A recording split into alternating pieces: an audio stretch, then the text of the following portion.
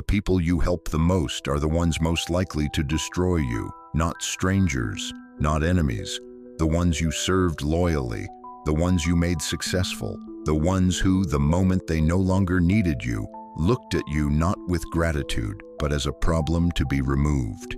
If you've ever poured yourself into a job, a boss, a partner, a company, given them your best years, your loyalty, your results, and then watched yourself quietly sidelined, replaced, or pushed out the moment your usefulness ran low, you already know this in your body. You just were never told the rule behind it. There is one. It was written down 2,500 years ago, and it has never once stopped being true. This isn't motivation. This is the coldest lesson the wisest man in ancient China ever taught. And he taught it because he watched the people around him die for failing to understand it. His name was Fan Li. China remembers him as the only man who mastered both power and money and walked away with his life. And the single sharpest thing he understood was this: the moment you are no longer useful, you are no longer safe. By the end of this, you're going to see the relationships in your life completely differently, and you're going to know when it's time to protect yourself before anyone tells you. Let me tell you what happened, because it's chilling. Fan Li spent 20 years helping a defeated king claw back from total ruin. They suffered together, planned together, and finally, against everything, they won. They destroyed the rival kingdom and stood at the summit of complete victory. Fan Li was the architect of all of it. By every normal measure, this was the moment to collect his reward, the titles, the land, the lifetime of honor he had earned through 2 decades of loyalty.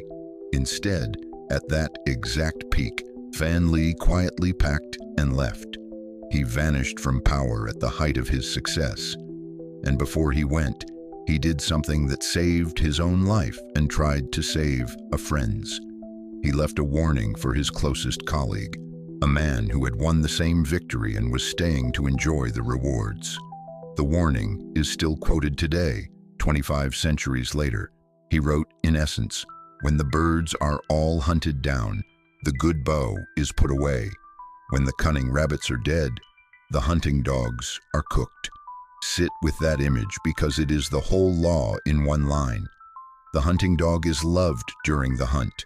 It's fed, valued, essential. But the moment the hunt is over, the moment there are no more rabbits, the dog is no longer an asset. It's a mouth to feed and a set of teeth to fear. And so the dog is the next thing killed. Fan Li understood that he had been the king's hunting dog. The hunt was over. Their shared enemy was destroyed. And a man you can suffer alongside, he realized, is not always a man you can survive alongside in peace. So he left. And his friend, the one he warned, did not. The friend stayed for the rewards he had rightfully earned. And not long after, that same king turned on him, accused him, and forced him to take his own life. Exactly as Fan Li had predicted, one man read the moment and walked away with his life and his freedom. The other clung to what he'd earned, trusted the loyalty to be returned, and it killed him. Now, if you think this is just the brutality of ancient kings, with no echo in the polished modern world, you have not been paying attention to how power actually works today. Consider one of the most famous startup stories of our era. A company is founded by a small group of friends. One of them is there at the very beginning, puts in the early money, takes the early risk, is essential when the company is fragile and unproven. And then the company succeeds beyond anyone's dreams. And that early co-founder, the one who was essential when it was dangerous, finds his ownership quietly diluted down to a fraction of what he believed was his. Pushed to the edges, lawyers involved, his name nearly written out of the story. He had been the hunting dog. The hunt was over. The company no longer needed what only he could once provide. This isn't ancient China. This is Silicon Valley, and versions of it play out in boardrooms every single year. The pattern is everywhere once you see it. Think of the senior executive who builds a division for 15 years, mentors his own replacement, makes himself the most loyal man in the building, and is quietly removed in a restructuring the moment the board decides his salary costs more than his future value. Think of the early employee who works the brutal hours and makes the founder rich, and is sidelined and forgotten the moment the company outgrows what he was needed for. We even have a modern word for the warning Fan Li gave. The hunting dog still gets cooked. We just call it a layoff now. So here's the first principle, and it's the one almost no one wants to hear. Loyalty is not a strategy, it's a feeling. And feelings are not what protect you. What protects you is being valuable, mobile, and clear-eyed about the difference between people who value you and people who merely use you. Fan Li didn't leave because he stopped caring. He left because he understood that his usefulness to the king had just expired, and that a powerful person with no further use for you is not a friend. He's a risk, quietly calculating what to do about you. Here's the second principle, and it's deeper. Fan Li could leave because he didn't need the reward to feel whole. His friend stayed because he wanted what he'd earned. The recognition, the status, the prize. And that wanting was the exact hook that destroyed him. Fan Li had no such hook. He had already decided that his freedom was worth more than any title, any final payout, any last scrap of glory. And a man who values his freedom over the next reward is almost impossible to trap, because the bait simply doesn't work on him. This is what the people who get discarded never understand. Needing the reward is the vulnerability. The person who always needs a little more recognition, a little more security from the same source, can always be controlled by whoever holds that source. The person who can say, "I have enough, I'm leaving," holds a freedom no title can buy.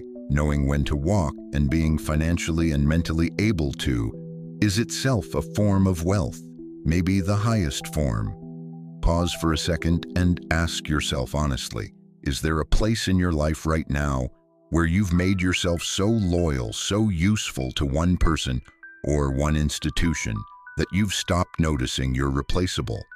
Where your whole security sits in the hands of someone who would not hesitate if your usefulness ran out?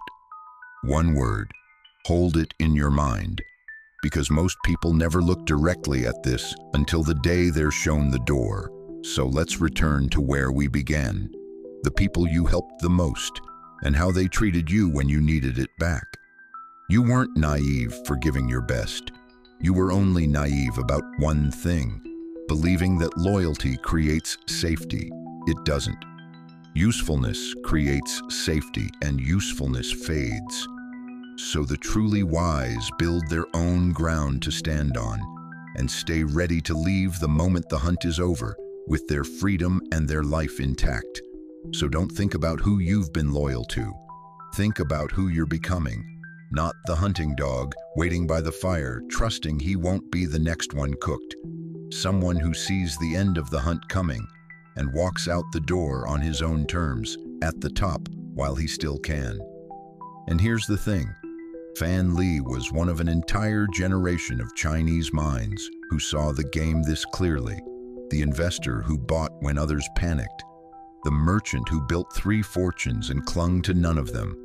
The philosopher the West calls their own Machiavelli, born 1,500 years too late to be first. We're decoding every one of them, one mind at a time. If this gave you even one clear look at a place where your loyalty has outlived your safety, then you understand why most people stay by the fire until the very end. A few will walk out at the top. Decide which one you are.